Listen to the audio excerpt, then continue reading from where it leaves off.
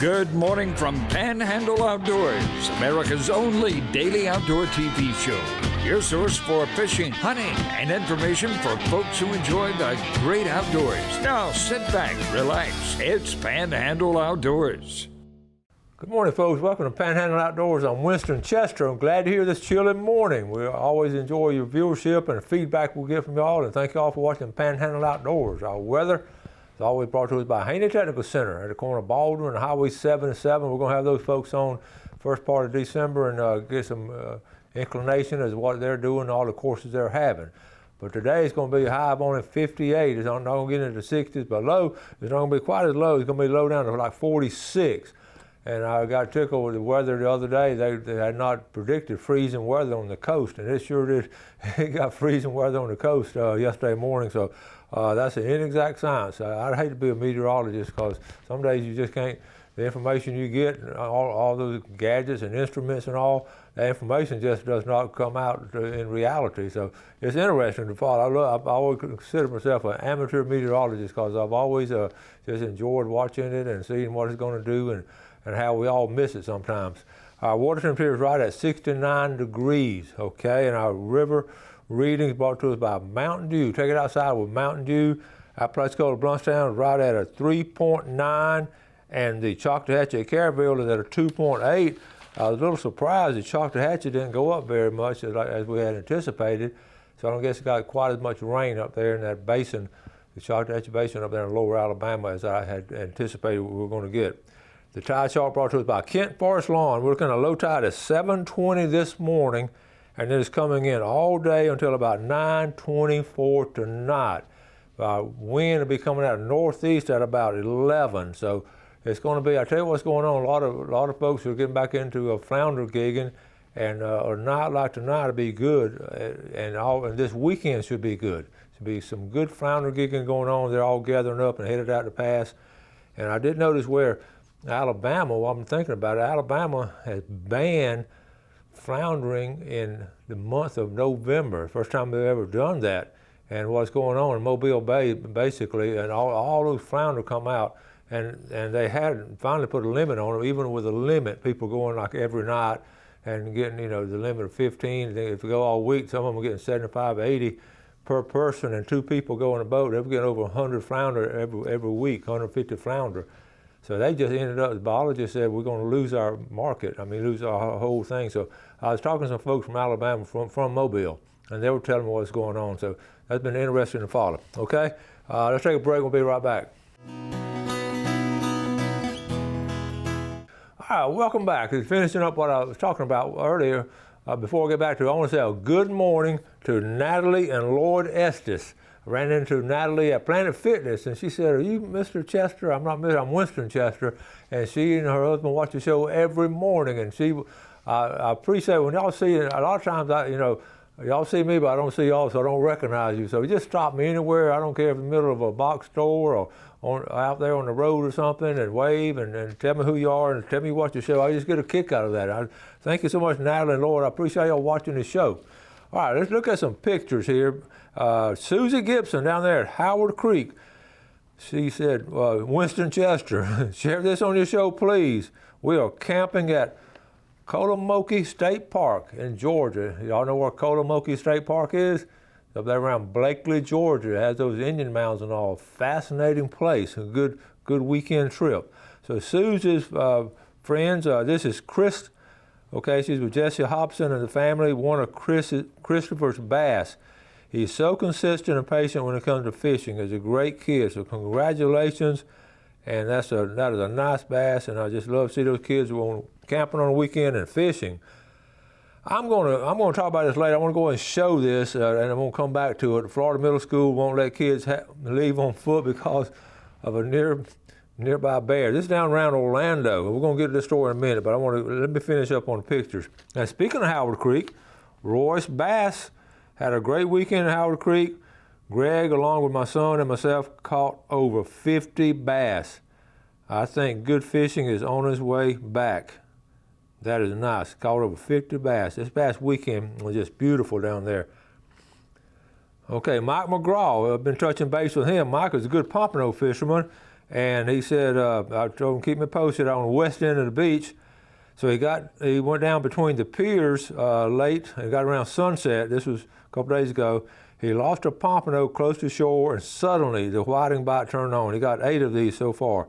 Now, whiting is just an excellent fish to eat. I love eating whiting. This time of the year, summertime goes out, and when fall and winter come in, whiting bite really gets strong. Now, this is a good story here. These boys were in my class. Austin Gibbons was on my show. Remember about 2 years ago, I had a young man that hiked the Appalachian Trail, and one of my students was Austin Gibbons. He sat right here and had all his backpacking and pictures, and he hiked the whole Appalachian Trail. And so anyway, his best buddy out of high school from Mosley was Seth Kohler. Seth moved to Louisiana. He's going to get working on a master's degree. He and his wife out there.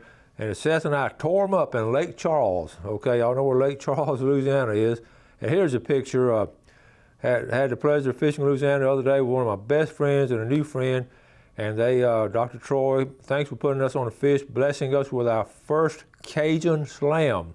I'm still in awe of how amazing the fishing is here. Can't wait to make another trip. PC natives, okay, in Louisiana. And that's awesome. Okay, I got a better picture right here. Is that not a great picture? A big old smile and a big old redfish. Good job, Austin. And here's Seth Kohler with a sheephead out there. That's some good eating there. And those boys, that's some good young men right there, and they love the outdoors. So good to see that. And here's a mess of them. That's not bad, is it, for a fishing trip? Louisiana has liberal fishing limits out there. They tightened it up, so. And here's the guy they went with.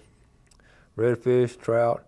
Okay, let's look at something humorous to me. I ran across this. Our diet tip: eat food off of other people's plates. Those are their calories. They don't count.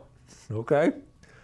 This popped up the last couple of days. Remember, I took this picture. I'm not a photographer. I got up one morning. It was a year ago after the storm. 1 year ago. Looking out my front window, and the sun was rising up. It was a Saturday morning, and nobody was up but me. And I just saw, and I thought to myself, in the midst of all the destruction, there's hope of another day. And I just hit me, and I took that. I'm gonna frame this picture because it has so many connotations and images in our mind of all the wreckage and all. Yet there's still hope. So I put that on Facebook. Got a lot of likes on that. Okay, tonight now, this is down here at the CCA Forgotten Coast. I mentioned it yesterday. It's going to be at the Centennial Building here in Port St. Joe, okay? And that's going to start at 6 p.m. and go to 9. They got all kind of raffles. Some of the tickets are already sold out. But that's going to be tonight, so don't forget it. All right. Here's a good testimonial. James Pick sent us into Panama City fishing. I want to thank Bubba Hart and the Hart's Marine family for rigging my boat for 2020. Been guiding 26 years, running boats much longer. Never met a more fair, competent, and easy to deal with group of people in the industry. We're not going anywhere else. Thanks for the good work. And what a great testimony. That word of mouth, and again, that's what we talk about, doing business with local folks and all, and you get this kind of service and this kind of stuff is so important. Let's take a break. We'll be right back.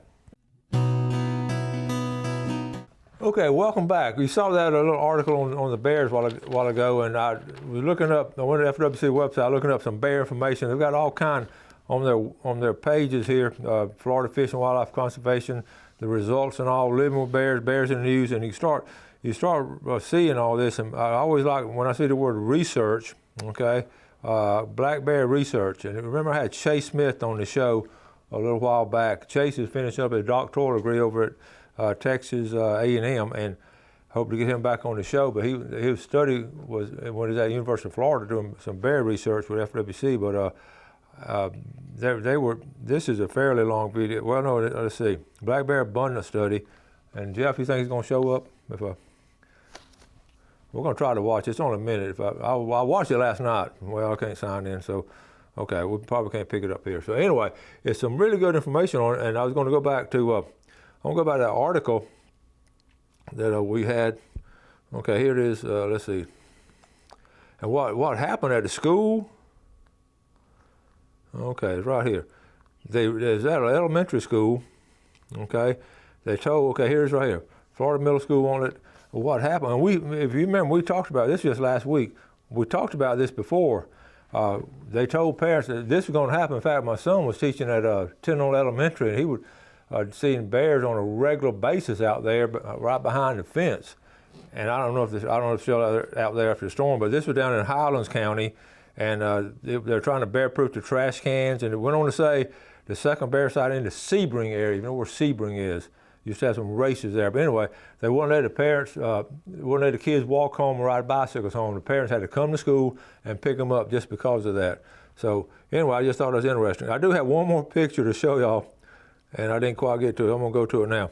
I was at a school board meeting 2 days ago, and they were having Ginger Littleton, one of the school board members, is retiring, and they had a little reception for her. It was neat to go to school board meetings, see a lot of folks out there, and they made if you remember several years back when we had the shooting at the school board meeting, it made national news, made world news, and Ginger Littleton had stepped in there and had a purse, big old purse, and she swung the purse and tried to hit the shooter in his arm and all. And it's a wonder she didn't get shot herself, but she was so brave and so desperate to do something to help. Well, at the reception, they made her big old retirement cake. They made a purse for her. And here she is cutting the first piece of it. Here's a picture of the purse. I know that has nothing to do with outdoors, but I just thought it had something to do with just bravery and all, and what a neat idea. And thank you, Ginger Littleton, for the service on the Bay District School Board. But I thought that was special. I thought y'all would enjoy that. And you just always be prepared. And of course, we know how it is now. Now, I want to talk about buying local. You just saw that testimonial on Bubba Hart. I have this camera here. Okay, this is my second camera. We've talked about the cameras and everything. This is the one that I got from C&G. I bought two. Remember, Ronnie and Mark were on the show, and we were talking about cameras. I said, I want to come down and get one. And I actually ended up coming down and getting two. And one of them set up, and you saw the pictures last week. We were so excited. The first 2 nights, we had bears and deer and turkey and raccoons and possums and all kind of stuff. Of course, I had a lot of corn out, and I had to take down my feeder. But you want to get out of that, Jeff? Is that good? Can you take it out of the... Okay, I'm gonna take it out. And it's just a fascinating, I had no idea it was gonna be that cool. How's that? I had no idea it was gonna be this cool. And here, now I promise you I could have gone on Amazon, maybe got this $5 or $10 cheaper on Amazon. You can do that anywhere in America. But I'm not gonna do that. I just refuse to do that. And here's a classic case. We got up there and set it up. We're up there at my granddad's place and had the feeder and everything set up, got the camera set up. It's sort of exciting. It's a beautiful day, and Gail and I just enjoyed going up there and doing that. And we got it set up, and it starts working automatically. You know, I was moving around, so we couldn't quite get a picture coming in right. So what I do, I get my phone, and I call C&G and ask to speak to Mark. Mark, I'm up here, and my camera, I can't do this, He said, well, do this. So boom, boom, boom, just like that, there it was. And we haven't had a bit of, and I tried laughing. I told Gail, I said, now, can you imagine if I'd bought that from Amazon, and I could call and they would connect me to somebody in India, and I'm telling them I'm at my granddad's place, and there's some bears and deer I want to look at, and I have my camera, but my camera not working. Will you please tell me how to, and can you imagine doing that? And that's what I'm talking about, the local service and keeping that money in the community, supporting local business, but more importantly, the service you get back. And if something's wrong with it, you just take it back down there and get another one. So I want to recommend this camera highly. It's called a Spy Point, and they've sold out at 2 different times on 2 different shipments that I know of. And I'm going to get another one. I'm going to get a couple of them, and the people are using them now for home security, and it's just phenomenal, the growth of home security. I know we've always had it, but just the last couple of years with the technology improving like it is, to see what's in your driveway or all kind of what's in the house and all. I know this Spy Point is made for a game camera and all, but a lot of people are using them in their yards and all. So that's just interesting. So I want to again encourage y'all to check that out, even if you're not a hunter and all. Some people are just taking pictures of what's coming up. The key to it is you got to have food out there, and we've slacked off of the food because we took our gravity feeder. I went and got it back, and I'm gonna put another location. Listen, I was gonna put it up in Calhoun County at my property around Alpha, so I told Gail we'll put that up there. Well, a buddy of mine just sent a picture. I didn't think there were any bears up there. a buddy of mine just sent a picture of a bear off Church Road up there around Alpha, so that's that same swampy area. So I don't know if we can get away from bears. That's why I want to talk about bears again today and show you if they're at an elementary school in Orlando, at Tyndall Elementary, they're all over the place. I was talking to a guy the other day, and it was interesting. He's from Liberty County, and those folks over there have known, with the Apalachicola National Forest, they've known bears for generations, and they've hunted them, and they know them well, and they know all. And he said it was phenomenal at the growth of the bear population, because what had happened, he said the politicians got together with the folks in Tallahassee, the politicians in South Florida, convinced the governing bodies in Tallahassee to get all those bears, trap them, and bring them up here to North Florida. He said they know that for a fact. They saw them being released up here at different places. And he said that's when it really just burst out as population. Now he's my age, and he's talking from several generations of people who know bears. So that's interesting, and I don't know if you can find any research to back that up, but I tend to believe people like that that's been there for generations that knows the bears like that. So anyway, I just get fascinated talking about that. Let's take a break. We'll be right back.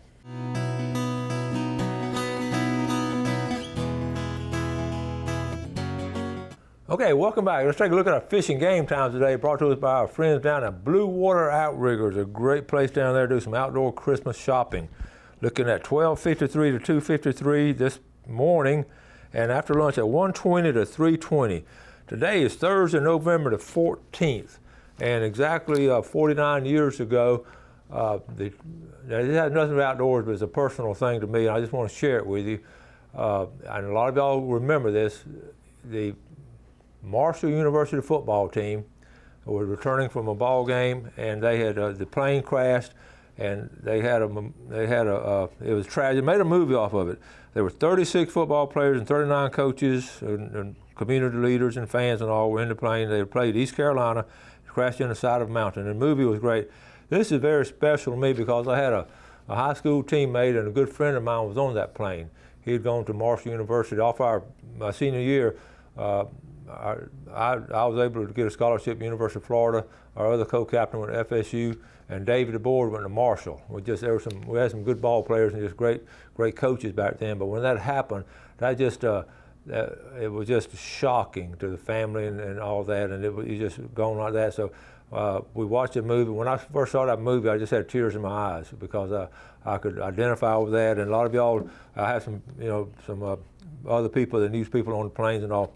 But anyway, what happens, that fountain, they got a memorial out there in front of the university, and the fountain goes all year, but on today, the fountain will stop, and they will give tribute, and they have services. Well, it's been on my bucket list since 1970 to go up there to West Virginia, and next year will be the 50th anniversary, and that's just something I personally want to do. Gail and I are going to go up there and to that memorial and just spend some time up there. And that's special. I just want to share that with you. 49 years ago today, this happened, okay?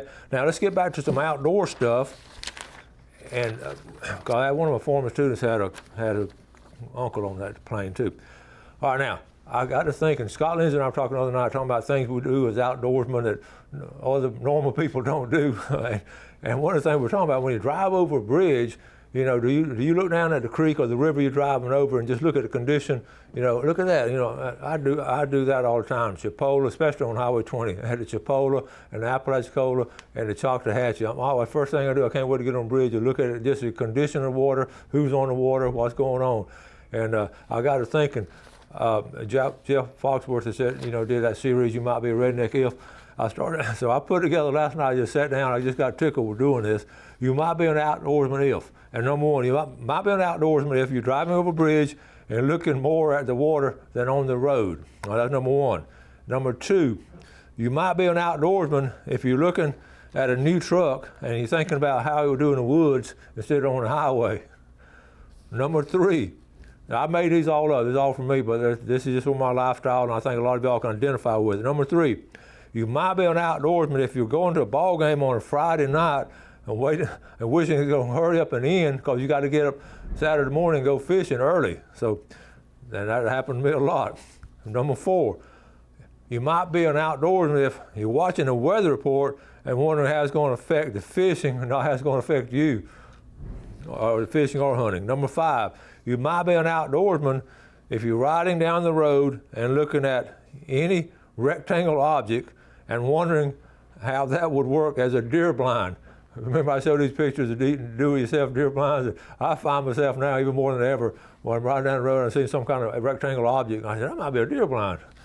Okay, number 6, you might be an outdoorsman if the pictures you show on the phone, you know how we're all showing, a lot of people say, look at my little baby, look at, if the pictures you show of the fish and game you caught, you might be an outdoorsman, okay?